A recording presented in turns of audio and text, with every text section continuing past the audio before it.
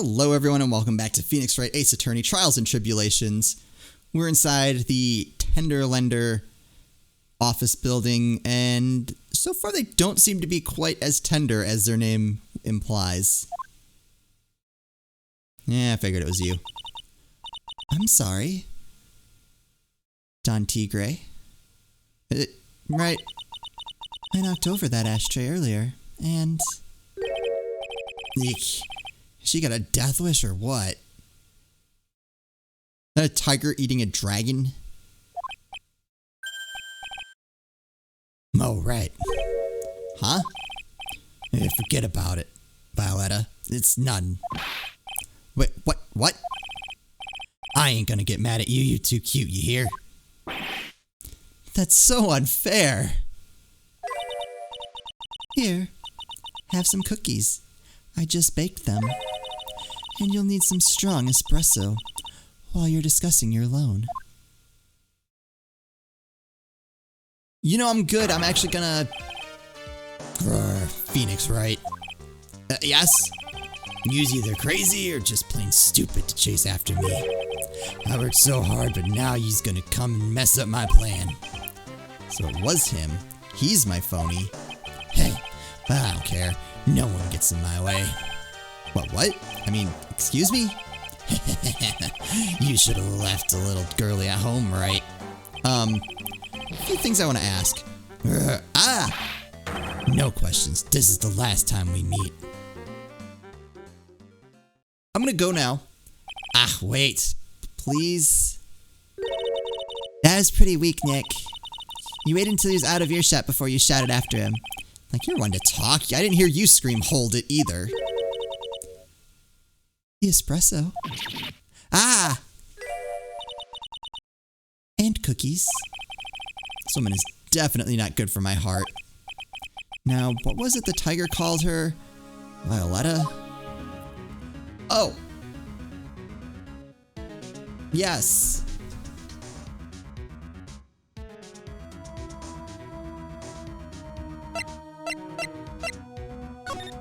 Surely, this will go well. So, I'm kind of curious about your company, Tender Lender.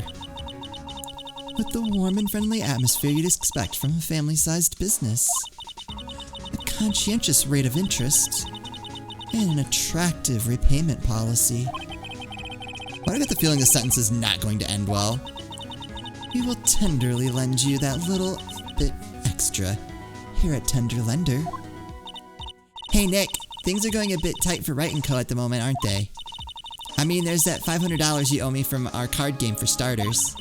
Why don't you take out a loan? I'd like to take out a loan from a place like this? Not so much. Tender Lender is on your side. So let's say I'm late with my repayment. What happens then? We'd give you more coffee.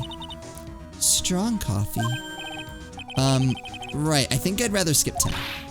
Hey, just remember, I can make strong coffee too, Nick. Strong tea as well. What?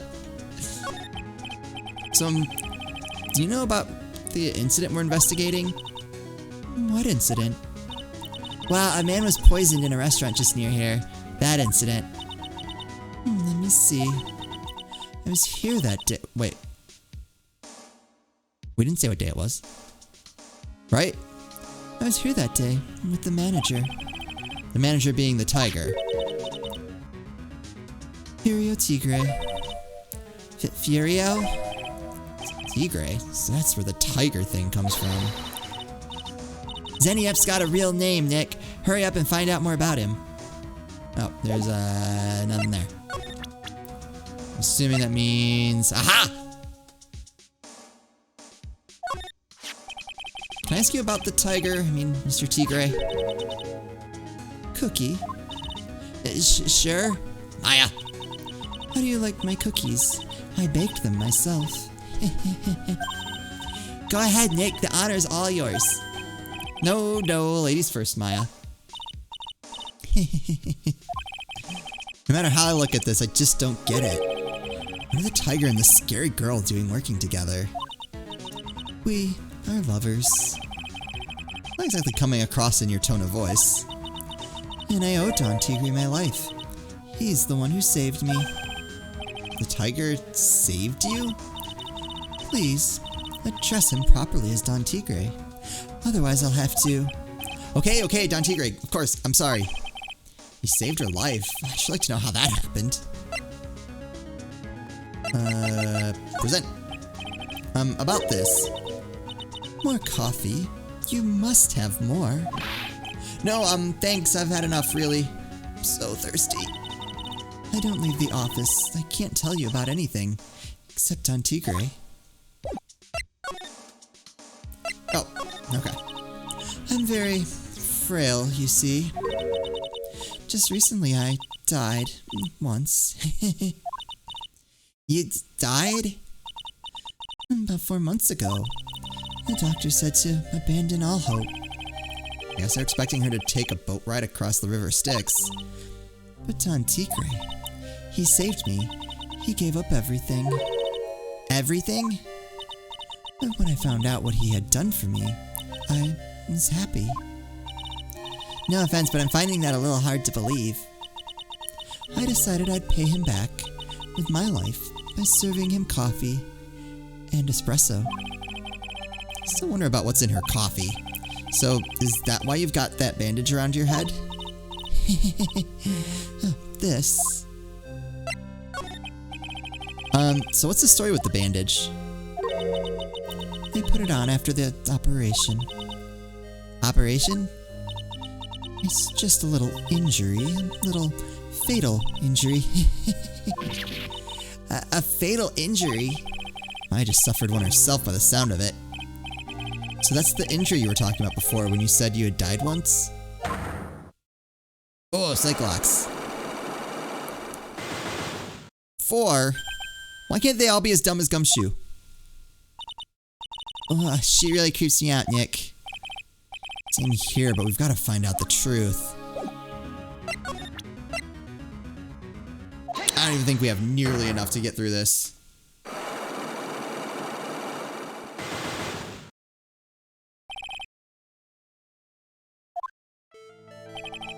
You said that bandage around your head was from an operation? You also said you suffered a fatal injury to the head, correct? Yes, the operation was very difficult, apparently. Now, by fatal injury, you mean you were hurt very badly somehow, right? The injury in question has something to do with this. Ooh, I don't think we have anything about her. Scooter.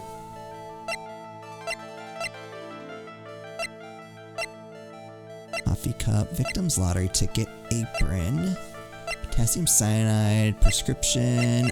Oh, wait.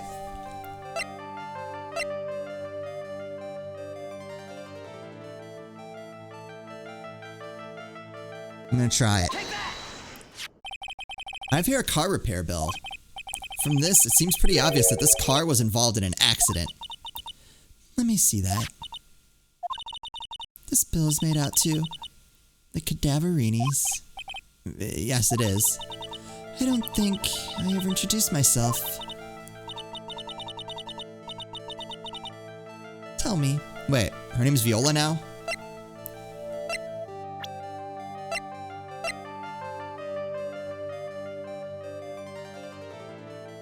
Huh. Possibly part of the staff at Tenderlender, a thoroughly bitter person? She doesn't come across as bitter. Tell me, what do the Cadaverinis have to do with me? Something tells me she's not about to say hi and introduce herself. Alright then. Your relationship to the with the Cadaverinis is very strong, and this is why. It's... I have nothing. I have no ideas. I'll be back.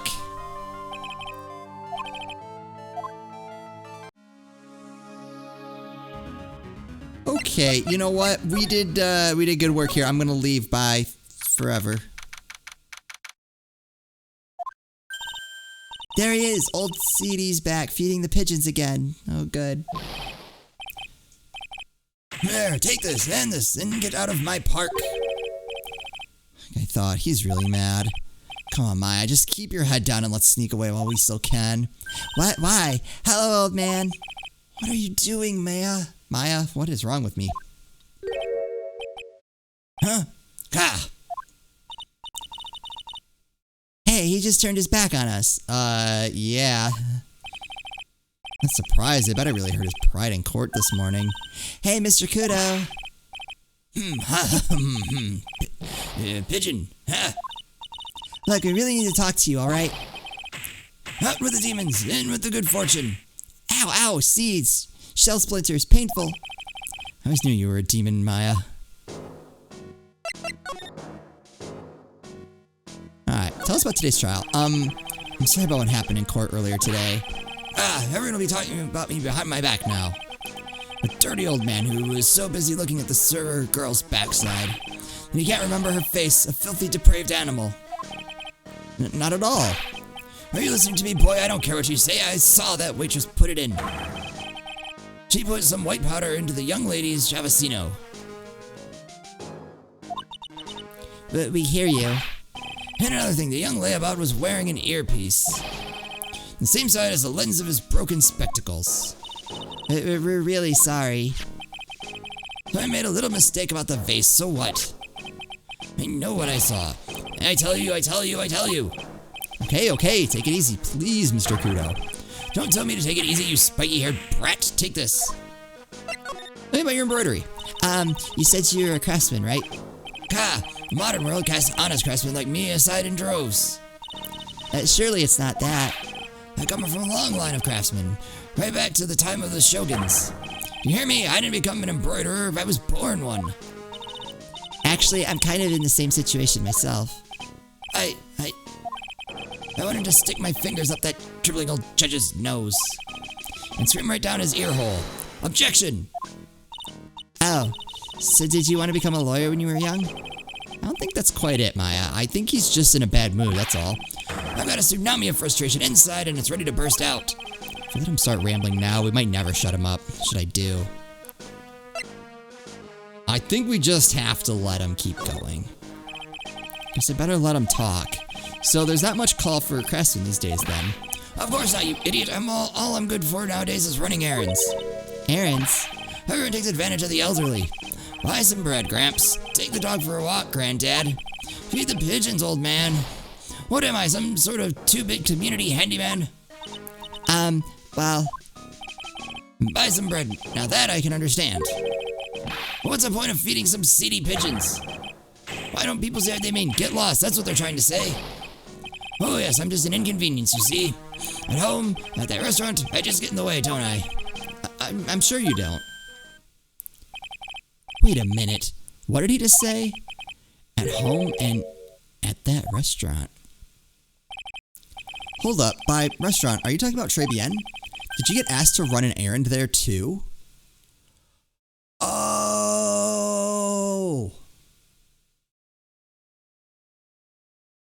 Uh-oh.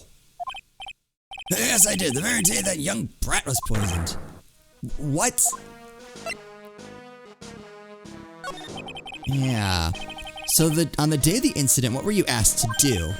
Glad you asked, boy, because I'll tell you what I was asked to do. All of a sudden, that young lad slumped over the table. Servant girl collapsed. And I broke that vase. It all happened so fast, I was in a bit of a daze, you see. Then the owner shouted over to me. Excusez-moi, you, call the police. Call him yourself, I should have said back, but I didn't think of it at the time. So, did you end up calling the police? Like I said, I was in a bit of a daze. Did you call them on your cell phone? Gah, do I look like I'd have one of those newfangled thingamajigs? I'm not looking for a payphone, of course. You went looking for one. I couldn't find one right away, you know. Wandered around for 5 minutes or so. 5 minutes? So for 5 minutes after the incident happened... Yes, sir, the owner was at Tribulations on his own. Why didn't you mention that in court this morning? Well, I would have if you'd given me the chance. But you all bullied me out of the courtroom. Sigh, thank you, Mr. Kudo. You certainly earned your kudos for today. Wait a minute. Wait, if that's the case, there's more. I've got more to say. Oh, yes, I remember something else. Bailiff, escort the witness out of the courtroom. It's not my fault, you're the ones to blame. You could have at least told us before we got to court. Is it really that important that Mr. Kudo was the one who called the police? What's important is the unaccounted time before the police arrived. The victim was dead, and Maggie was unconscious, which leaves that man, alone in the restaurant. Mr. Kudo might have been chased out of the place on purpose. What do you mean? Maybe a certain someone didn't want him in the restaurant. Ah! Oh, sure, you go ahead and say I was in the way as usual. I suppose I should have been getting myself covered in pigeon poop instead, huh? We need to get more details about what exactly happened. From Maggie, and from Mr. Armstrong. Okay, wait. But no, I didn't mean to, I pressed B. I pressed B to go back. Oh boy, that's a long one to have to...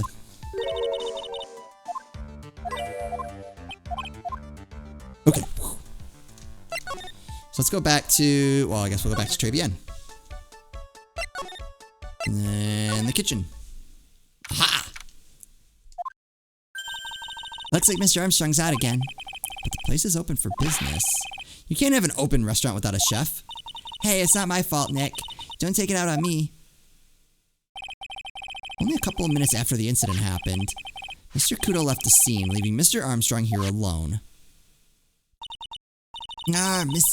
Missing when we need to talk to him the most.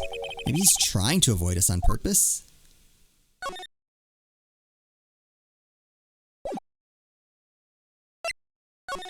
We'll come back and look at that if we have to. We're just gonna go to the detention center. Oh, Mr. Wright. Hello, Maggie. So they finished questioning you? Wasn't it unbelievable in court today, sir? I'm going to stay up all night and blog about everything that happened. Weren't you scared? It was pretty touch and go in there. Yeah, but you totally nailed that old man. He was all over the place with his testimony. He's not the only one. Huh? What do you mean? Everyone else's testimonies don't match up either. Not with what I remember of the incident, anyway. Is it possible she's the one misremembering things? Alright, sure. Maggie, you know how you said that everyone else provided testimony that didn't match up with what you remember? Yep, there are just so many things that don't seem to add up. The biggest contradiction is the other guy I saw at the victim's table. He was the one who slipped something into the victim's coffee. I'm sure it was him. But didn't Mr. Kudo testify earlier today that it was the waitress who put some white powder into the coffee cup?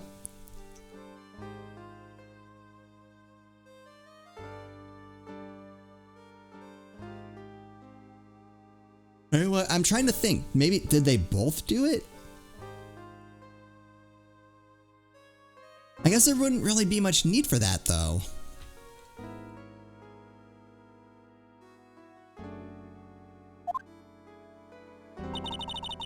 So you really think it was this disappearing man that did it? Well, he's not the only thing that disappeared. The CD vanished as well. You know, the CD with the writing on it? Oh yeah, the MC Screwdriver album, right? It was MC Bomber Maya. The name was scrawled on the sports paper as well. You never did find that CD at the crime scene, sir. Or the victim's medication. That's gone missing too.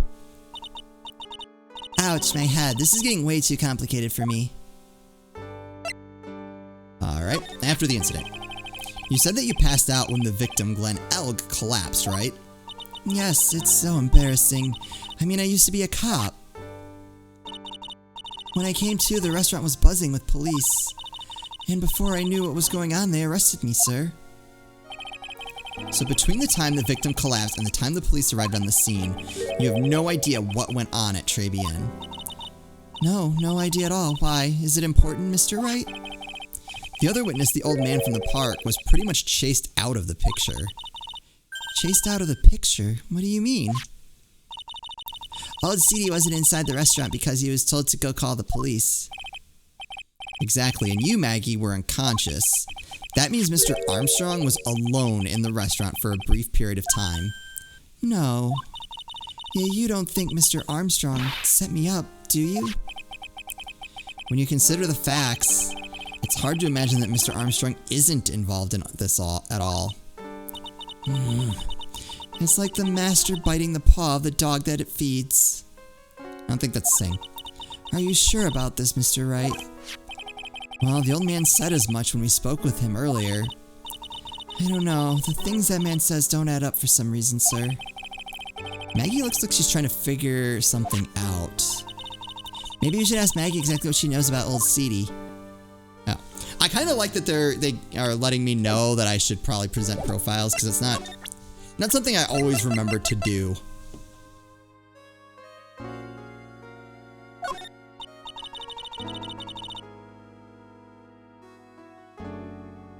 I feel much better after the trial this morning. I've been a bit of a courtroom proceedings addict for years now. Feels like forever since I saw a witness as slippery as that old man. He's not really that bad of an old man, though. Still, I feel a bit uneasy. Huh? I thought you just said you felt much better.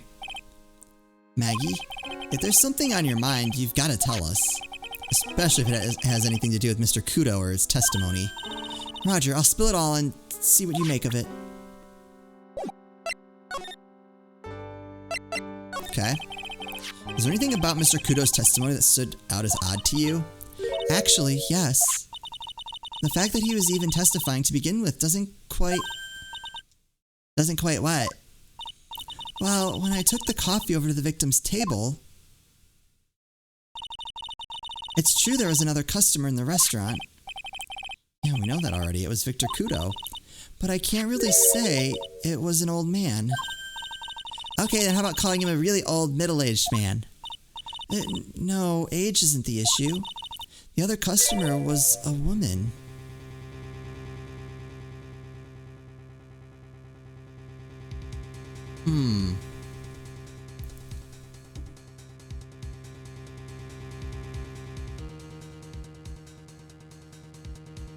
But why? Well, alright, so...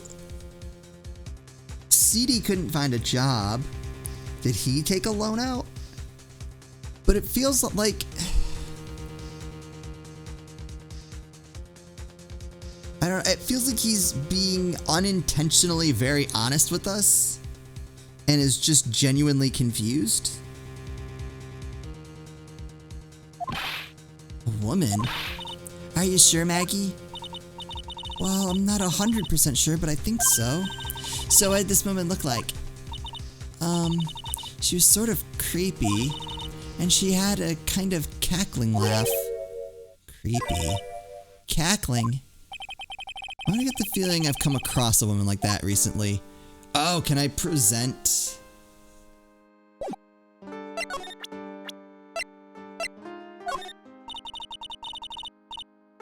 Oh, but I'm incarcerated now, so I can't use my connections to help you. All I can tell you about is info ex-cons or clientele Tribulations, sir. Let me get you down, Maggie. Okay.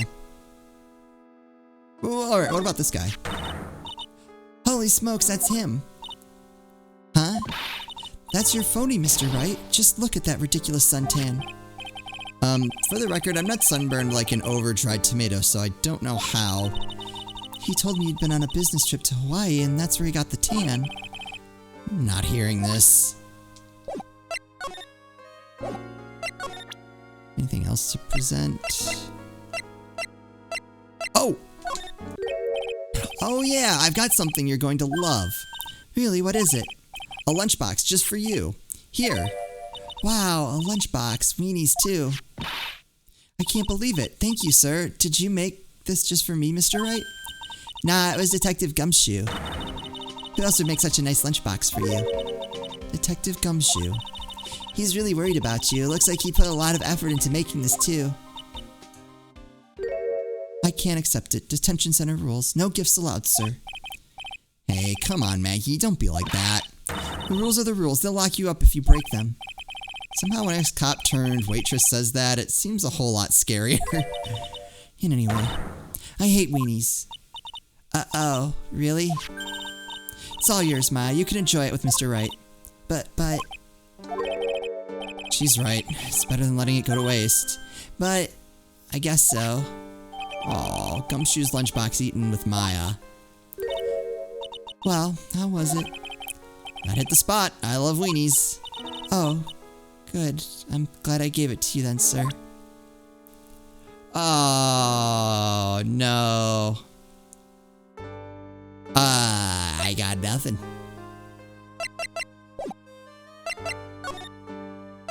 We go back to Tribia now and see if he's in the kitchen. Nope.